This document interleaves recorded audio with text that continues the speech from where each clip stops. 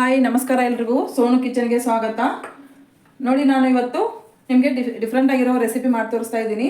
ಅಂದರೆ ಮಮೂಸ್ ಮಾಡಿ ತೋರಿಸ್ತಾ ಇದ್ದೀನಿ. ಚಿಕ್ಕ ಮಕ್ಕಳಿಗೆ ಮಮೂಸ್ ಅಂದರೆ ತುಂಬ ಇಷ್ಟ ಅಲ್ಲ, ಅದಕ್ಕೋಸ್ಕರ ನಾನು ಮಾಡಿ ತೋರಿಸ್ತಾ ಇದ್ದೀನಿ. ಇದನ್ನು ಮನೆಯಲ್ಲೇ ಮಾಡಿ ತಿನ್ನೋದ್ರಿಂದ ಆರೋಗ್ಯ ತುಂಬ ಚೆನ್ನಾಗಿರುತ್ತೆ. ಮಕ್ಕಳದು ಕೂಡ ಹೊರಗಡೆ ತಿಂದರೆ ಅವ್ರ ಆರೋಗ್ಯನೂ ಕೆಡುತ್ತೆ ಅನ್ನೋದಕ್ಕೋಸ್ಕರ ಮನೆಯಲ್ಲೇ ಮಾಡಿ ತೋರಿಸ್ತಾ ಇದ್ದೀನಿ. ನೋಡಿ ಇಲ್ಲಿ ಒಂದು ದೊಡ್ಡ ಕಪ್ಪಿಂದ ಒಂದು ಮೈದಾ ಹಿಟ್ಟು ತೊಗೊಂಡಿದ್ದೀನಿ.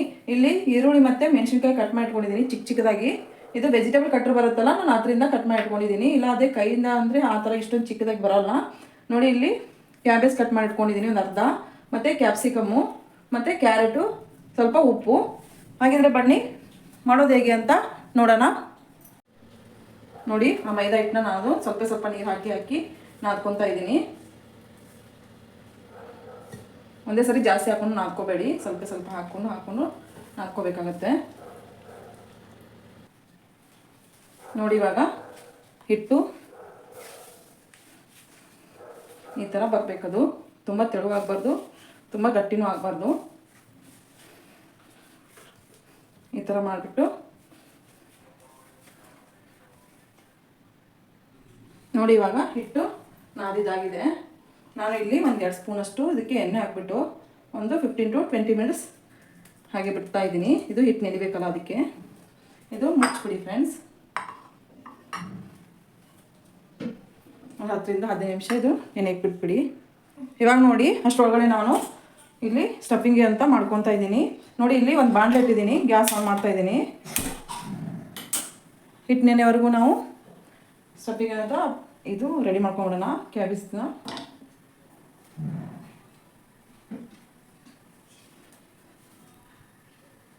ಇವಾಗ ಬಾಣಲಿ ಬಿಸಿಯಾಗಿದೆ.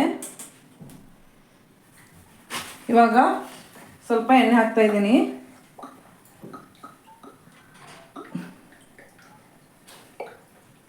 ಎರಡರಿಂದ 3 ಸ್ಪೂನು. ಇಲ್ಲಿ ನಾನು ಈರುಳ್ಳಿ ಕಟ್ ಮಾಡಿ ಇಟ್ಕೊಂಡಿದ್ನಲ್ಲ ಅದನ್ನು ಹಾಕ್ತಾ ಇದ್ದೀನಿ. ಈರುಳ್ಳಿ ಸ್ವಲ್ಪ ಹಸಿಮೆಣಸಿಗೆ ಕಟ್ ಮಾಡಿ ಇಟ್ಕೊಂಡಿದ್ದೆ, ಅದನ್ನು ಹಾಕ್ತಾ ಇದ್ದೀನಿ. ಈಗ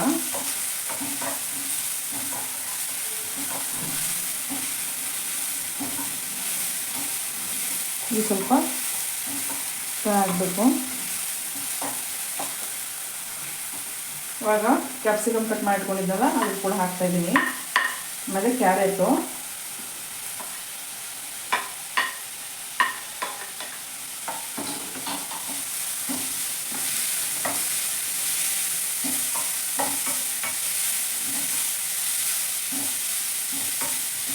ನೋಡಿ ಈ ಥರ.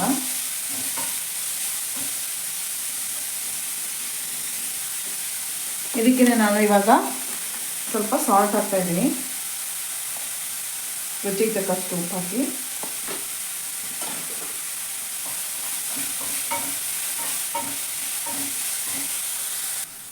ಇವಾಗ ಕ್ಯಾಬೇಜ್ ಕಟ್ ಮಾಡ್ಕೊಂಡಿದ್ನಲ್ಲ ಅದನ್ನು ಹಾಕ್ತಾ ಇದ್ದೀನಿ.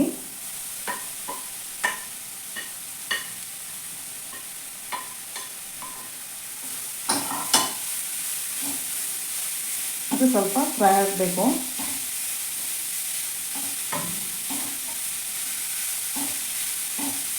ನೋಡಿ ಈ ಥರ. ಇವಾಗ ಸ್ವಲ್ಪ ನಾನು ಸೋಯಾ ಸಾಸ್ ಹಾಕ್ತಾಯಿದ್ದೀನಿ, 1 ಸ್ಪೂನಷ್ಟು.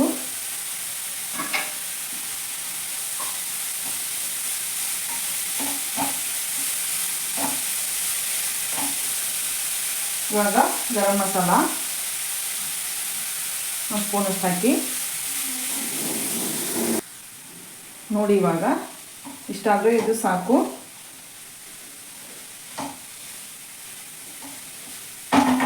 ಇವಾಗ ಇದನ್ನು ನಾನೊಂದು ಪ್ಲೇಟಲ್ಲಿ ತೊಗೊತಾ ಇದ್ದೀನಿ.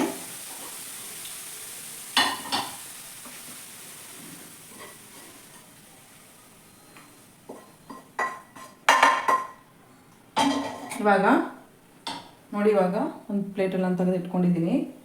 ಇವಾಗ ಅದೇ ಬಾಣಲಿಗೆ ಚಟ್ನಿ ಮಾಡೋಕ್ಕೋಸ್ಕರ ನಾನು ಇಲ್ಲಿ ಟೊಮ್ಯಾಟೊ ಹಾಕ್ತಾಯಿದ್ದೀನಿ 2. ಇದನ್ನ ಸ್ವಲ್ಪ ಬೇಯಿಸ್ಕೊಂಡು ಇಟ್ಕೊಂಡಿದ್ದೆ ನಾನು ಟೊಮ್ಯಾಟೊನ. 4 ಮೆಣಸಿನ್ಕಾಯಿ ಹೆಚ್ಚಿಗೆ. ನೀವು ಬೇಕಾದ್ರೆ ಜಾಸ್ತಿ ಖಾರ ತಿನ್ನೋದಿದ್ರೆ ನೀವು ಜಾಸ್ತಿ ಹಾಕ್ಕೋಬೋದು. ಮಕ್ಕಳು ಖಾರ ಅದು ತಿನ್ನೋದಾಗೋಸ್ಕರ ನಾನು ಸ್ವಲ್ಪ ಕಡಿಮೆನೇ ಹಾಕ್ಕೊಂಡಿದ್ದೀನಿ. ನೋಡಿ ಇದನ್ನು ಹುರ್ಕೋಬೇಕಾಗುತ್ತೆ ಸ್ವಲ್ಪ.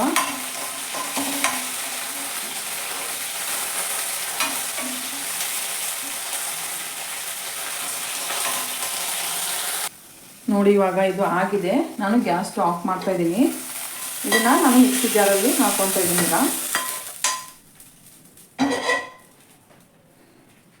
ಇದು ಬಿಸಿ ಆರೋವರೆಗೂ ಬಿಟ್ಬಿಡಿ.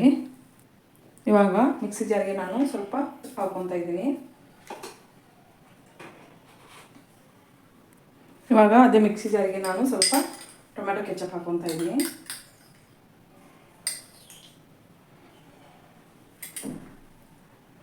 ಇದಕ್ಕೆ ಒಂದು 4 ರಿಂದ 5 ಹೆಸರು ಬೆಳ್ಳುಳ್ಳಿ ಹಾಕಿದ್ದೀನಿ. ಬನ್ನಿ ಇವಾಗ ಇದನ್ನು ಮಿಕ್ಸಿ ಮಾಡ್ಕೊಳ್ಳೋಣ.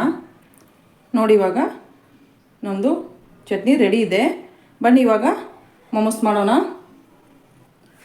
ನೋಡಿ ಆವಾಗಲೇ ನಾನು ಹಿಟ್ಟು ನೆನೆಯಕ್ಕೆ ಇಟ್ಟಿದ್ವಲ್ಲ, ನೋಡಿ ಈ ಥರ ಇಷ್ಟೊಂದು ಮೆದು ಆಗಬೇಕಿದು. ಈ ಥರ ಹಿಟ್ಟು ನೆನೆದಿದ್ದು ಚೆನ್ನಾಗಿ ನೆಂದಿದೆ. ಇವಾಗ ಇದನ್ನು ಈ ಥರ ಚಿಕ್ಕ ಚಿಕ್ಕ ಉಳ್ಳಿ ಥರ ಮಾಡಿ ಇಟ್ಕೋಬೇಕು. ನೋಡಿ ತುಂಬ ದಪ್ಪ ಮಾಡಬೇಡಿ. ಎಲೆ ತುಂಬ ದಪ್ಪ ಆಯಿತು ಅಂದರೆ ಮೊಮೋಸ್ ಚೆನ್ನಾಗಿ ಬರಲ್ಲ. ಅದಕ್ಕೆ ಚಿಕ್ಕ ಚಿಕ್ಕದಾಗಿ ಮಾಡಿಡಿ.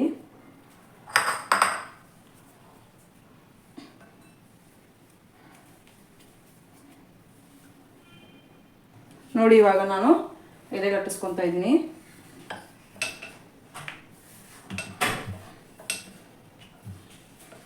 ಚಿಕ್ಕ ಚಿಕ್ಕ ಎಲೆನೇ ಮಾಡಿ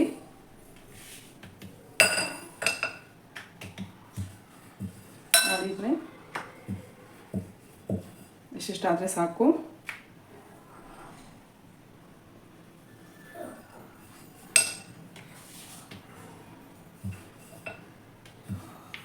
ನೋಡಿ ಇಷ್ಟಿಷ್ಟು ಸ್ವಲ್ಪ ಎಲೆನ ತಿಳುವಾಗಿ ಲಟ್ಟಿಸ್ಕೊಳ್ಳಿ. ಇಲ್ಲಾಂದರೆ ಮೊಮೋಸ್ ಚೆನ್ನಾಗಿ ಬರಲ್ಲ, ತಿನ್ನೋಕ್ಕಷ್ಟು ಟೇಸ್ಟ್ ಇರಲ್ಲ ದಪ್ಪ ಆದರೆ.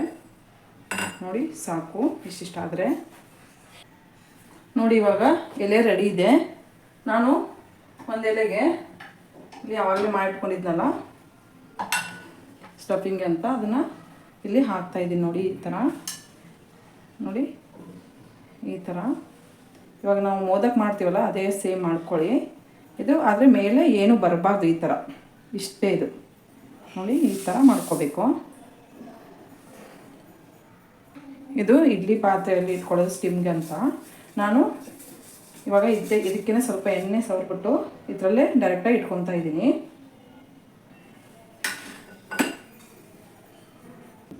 ನೋಡಿ ಮೊಮೋಸ್ನ ಈ ಥರನೂ ನಾವು ಮಾಡ್ಕೋಬೋದು. ಆಗಲೇ ನಾವು ಮೋದಕ್ ಥರ ಮಾಡ್ಕೊಂಡ್ವಲ್ಲ, ಇವಾಗ ಸ್ವಲ್ಪ ನೋಡಿ ನೀರು ಹಚ್ಬೇಕಿಲ್ಲಿ. ಆಗಲೇ ನಾವು ಮೋದಕ್ ಥರ ಮಾಡಿದ್ವಲ್ಲ, ಇದು ಬೇರೆ ಥರ. ನೋಡಿ ಈ ಥರ ಮಾಡ್ಕೊಂಡ್ಬಿಟ್ಟು ಇದು ಅಂದರೆ ಈ ಥರ ಫ್ರಿಲ್ ಥರ ಬರಬೇಕು ಅಲ್ಲಿ ಪಕ್ಕದಲ್ಲಿರೋದು. ನೋಡಿ ಈ ಥರ ಮಾಡ್ತಾ ಹೋಗಬೇಕು. ನೋಡಿ ಈ ಥರ.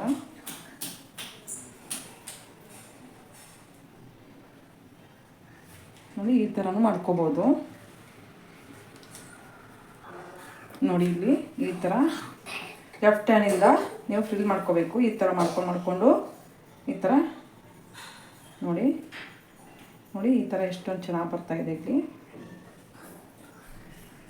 ಈ ಥರ ಮಾಡ್ಕೋಬೋದು. ಇಲ್ಲ ಬೇಡ ನನಗೆ ಅಂದರೆ ನೀವು ಮೋದಕ್ ಥರನೂ ಮಾಡ್ಕೋಬೋದು.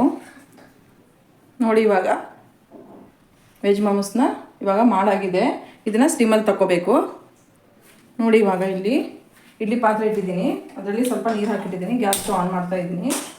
ಇದೇನಿದೆ ಅಲ್ಲ ನಾನು ಮಾಡ್ಕೊಂಡಿರೋದನ್ನ ಇದನ್ನು ಇದರಲ್ಲಿ ಇಡ್ತಾ ಇದ್ದೀನಿ ನಾನು. ನೋಡಿ ಇವಾಗ ಇದನ್ನು ಕ್ಲೋಸ್ ಮಾಡ್ತಾ ಇದ್ದೀನಿ. ಒಂದು 10 ರಿಂದ 12 ನಿಮಿಷ ಹಾಗೆ ಇರಲಿ. ಅದು ಲೋ ಫ್ಲೇಮಲ್ಲೇ ಇರಲಿ. ಬನ್ನಿ ಇವಾಗ ರೆಡಿಯಾಗಿದೆ ನೋಡೋಣ. Wow super. ನೋಡಿ ಮೊಮೋಸ್ ರೆಡಿಯಾಗಿದೆ. ನಾನು ಗ್ಯಾಸ್ ಸ್ಟವ್ ಆಫ್ ಮಾಡ್ತಾ ಇದ್ದೀನಿ. ನೋಡಿ ಇವಾಗ ಮೊಮೋಸ್ ರೆಡಿ. ನಾನು ನಿಮಗೆ 2 ಥರ ತೋರಿಸಿದ್ನಲ್ಲ, ಇದೊಂದು 2 ಥರನೂ ರೆಡಿ ಇದೆ. ನೋಡಿ ಇದಕ್ಕೆ ಕೆಂಪು ಚಟ್ನಿ ಕೂಡ ರೆಡಿ ಇದೆ. ನೋಡಿ ಈ ಥರ ಮಾಡಿ ತಿಂತಾಯಿದ್ರೆ ಅದ್ಭುತ. ನಾನು ಮಾಡಿರೋದು ರೆಸಿಪಿ ನಿಮಗೆ ಇಷ್ಟ ಆದರೆ ಲೈಕ್ ಮಾಡಿ, ಶೇರ್ ಮಾಡಿ, ಕಮೆಂಟ್ಸ್ ಮಾಡಿ friends. Thank you for watching. Bye.